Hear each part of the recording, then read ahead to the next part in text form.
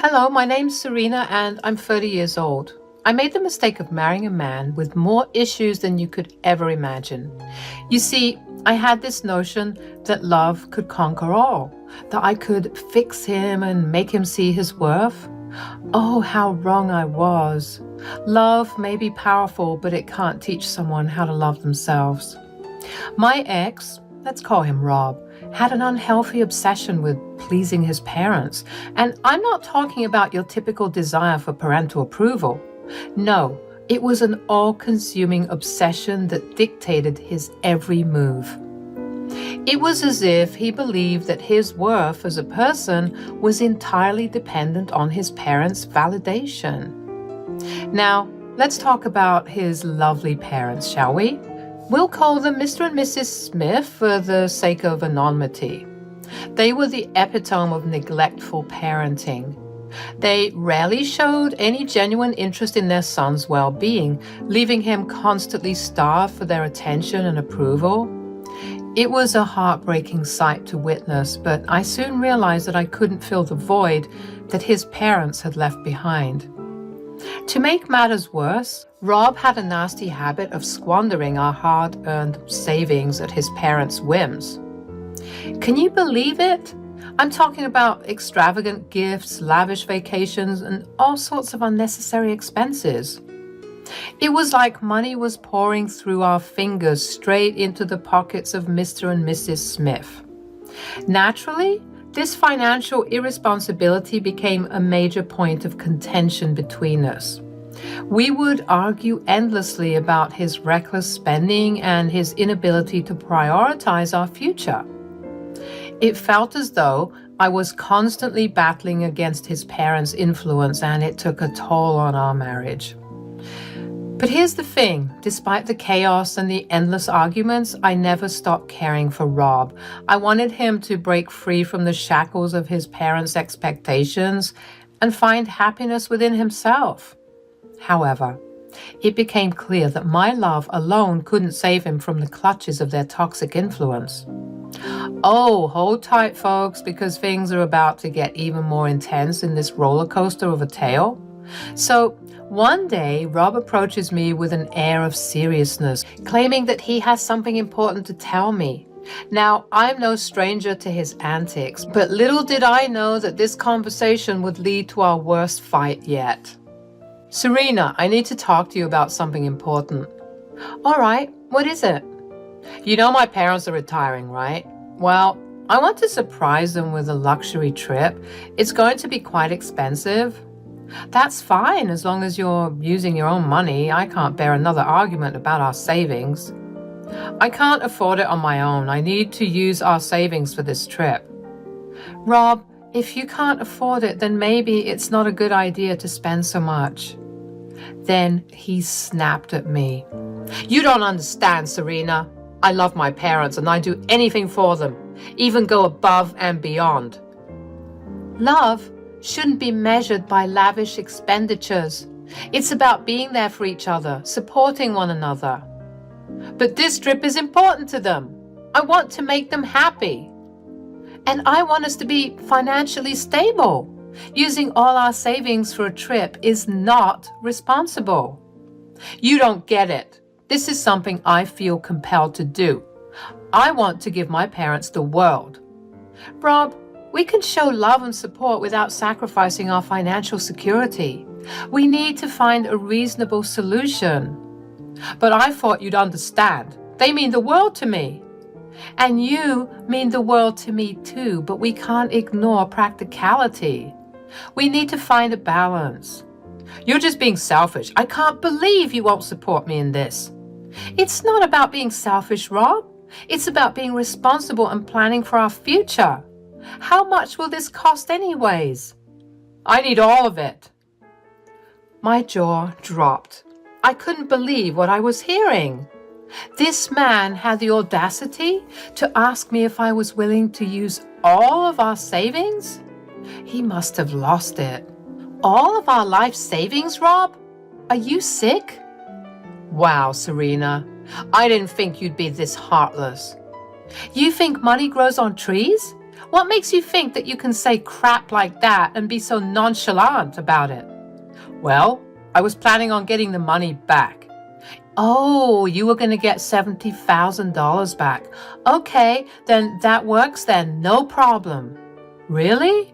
No, Rob, not really. I was being sarcastic. It's too much, and I won't allow it. Stop treating me like I'm a child. Then stop acting like one.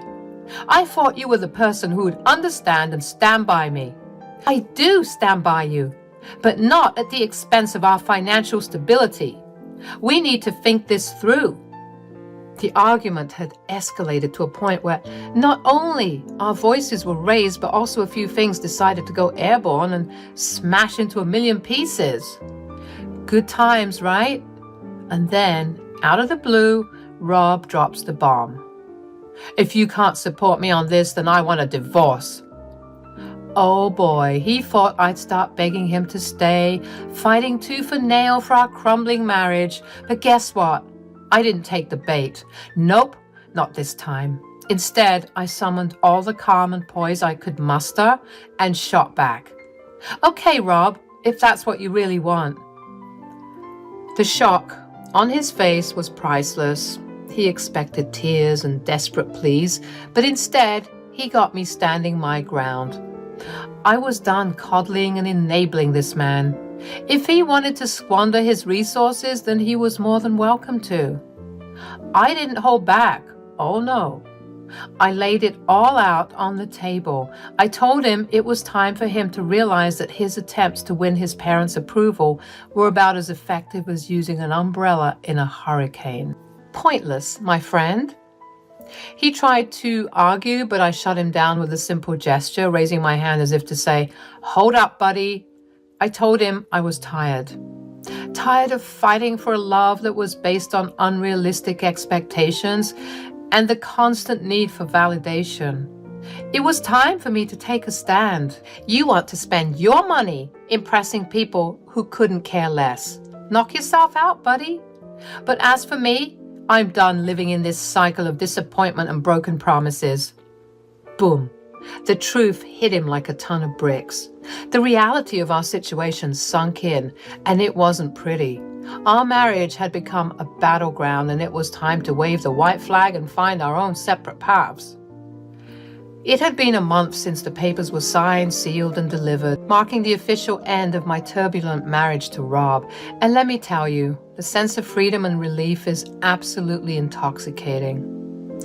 No more sniveling, no more constant battles over money and his parents' approval. I can finally breathe without the weight of his insecurities dragging me down. Life was looking brighter by the day, my friends. Now, I won't lie. Rob did try to worm his way back into my life. He reached out, acting all concerned, asking how I was doing. But I saw right through his little charade. I wasn't about to fall for his tricks again.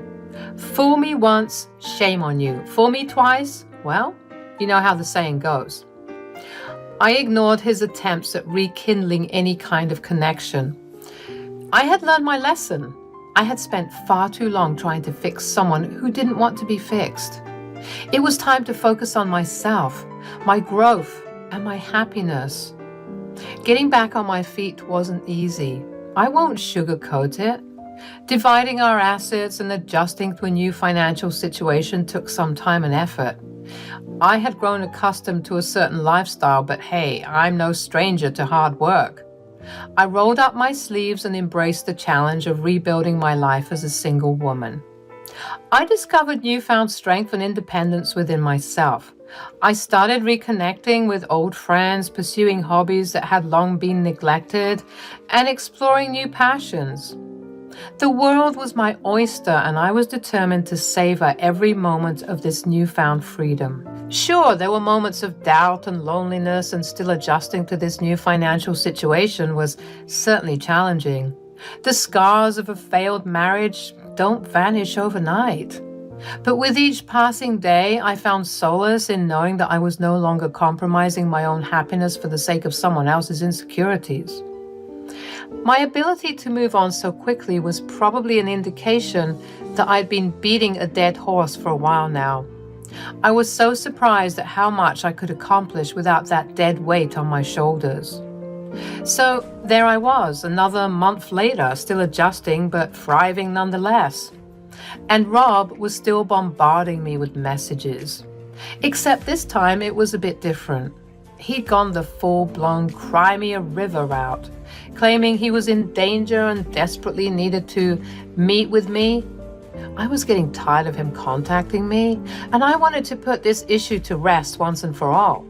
So I called in the middle of one of his text rants and said, "Rob, I told you, I don't want to hear it. We're divorced, remember? It's time for us, you, to move on." "Serena, please, just give me a chance to explain. I'm in serious trouble and I didn't know who else to call. I need your help."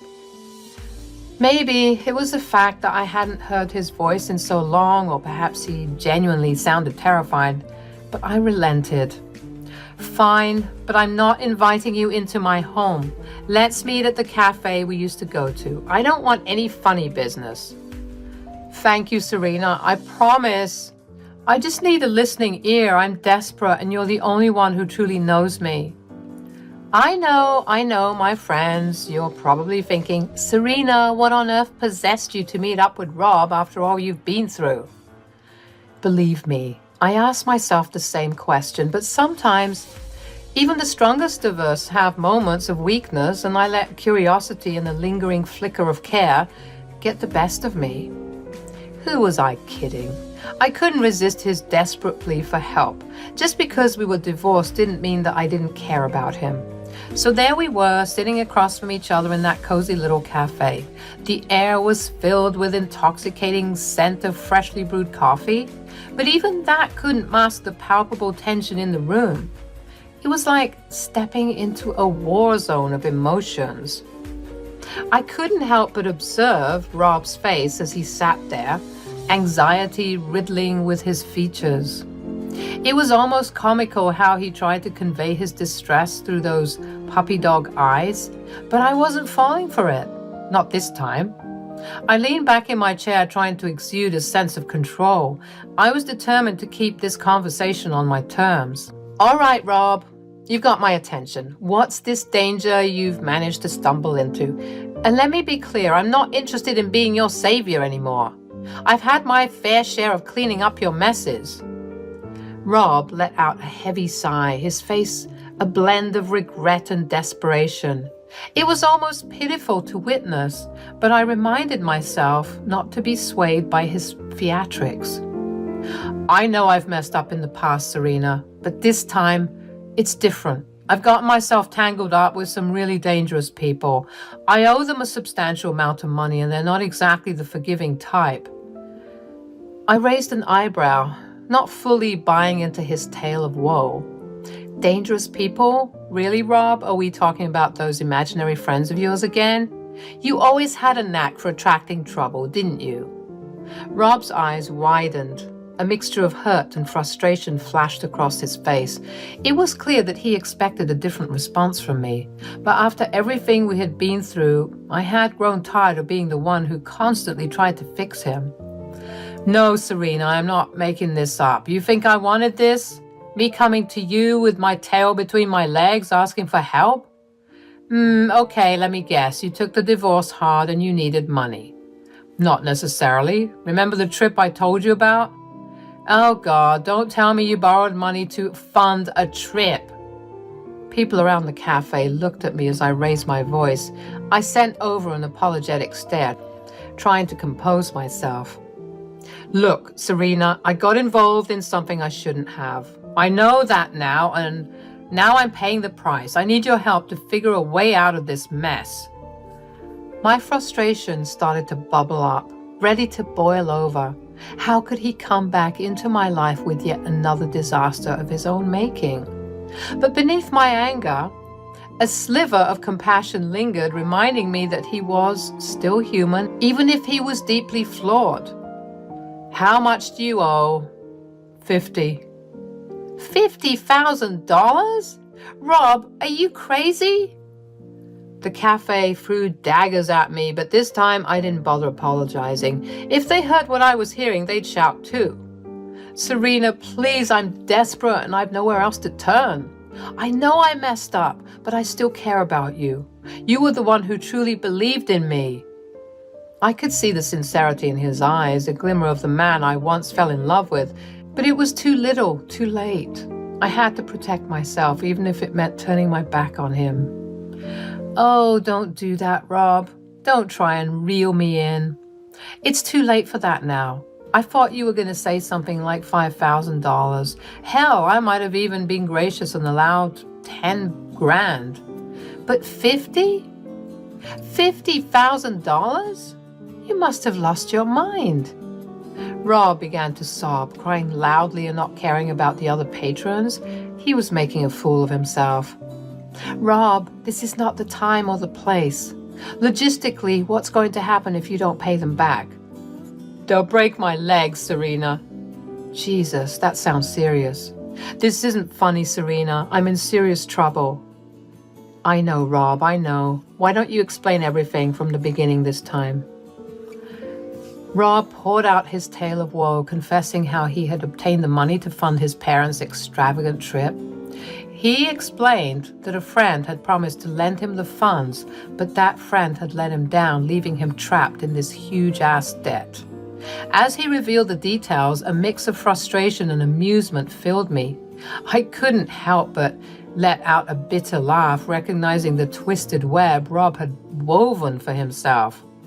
So, let me get this straight. You took money from these dangerous people to please your parents, who haven't even bothered to thank you or show any appreciation for the lavish trip you funded? Is that what you're telling me? Rob's expression grew sullen, tears streaming down his face, the weight of his actions finally sinking in. He shook his head, his voice laden with regret. It's true, Serena. My parents haven't even reached out to me since they embarked on their grand adventure. It's like I'm invisible to them. I couldn't help but feel bad for the guy. What a predicament, am I right? It was almost poetic justice witnessing Rob come face to face with the reality of his choices. But I couldn't gloat, not with this man silently sobbing in front of me. I know you don't want to hear this right now, but you did this to yourself, Rob. I told you that it wasn't wise. And what's worse, you divorced me over it. And now here you are, not knowing what to do. You chased their approval, poured your life savings into fulfilling their desires, and they haven't even bothered to acknowledge your sacrifice. As much as it hurts, this is a hard lesson you needed to learn. It was a bitter pill for both of us to swallow. Rob had placed his self-worth in the hands of those who were incapable of appreciating his efforts. And I had to come to terms with the fact that I couldn't save him from his missteps any longer. I was hoping that now, with his legs in danger, he would understand that I was always on his side, and that his reducing himself to just a puppet that pleased his parents led to his downfall in the end. As the reality of the situation settled upon us, silence enveloped the cafe. The weight of our shared history, of all the broken promises and shattered dreams, hung heavy in the air. At that moment, I knew it was time to walk away for good. No more second chances, no more futile attempts to mend what was irreparably broken. Rob had to face the consequences of his actions, and I had to find my own path towards happiness. I hope you find a way out of this mess, Rob. What? You're not going to help me? What the heck? No, Rob, I'm not going to help you. Why not? I don't have the funds for it. Can't you get a loan? A loan that I'd have to spend the rest of my life paying back? No, thanks. I'm not as reckless as you are. Come on, Serena, please, I'm begging you. Huh? With the way that you're acting, it's almost as if you expected me to help you. Yeah, I did. You're my ex-wife, not my mortal enemy. And you see, that's the problem right there. You think that I'm always going to be here. And that's because I always was. I was your wife. Rob, of course I was going to dig you out of your messes, but I can't keep doing that. It's not my job or responsibility. I don't owe you anything. And honestly, after all the crap you put me through, squandering our expenses for your ungrateful and toxic parents, it's because I love them, Serena, you know that. And I love myself.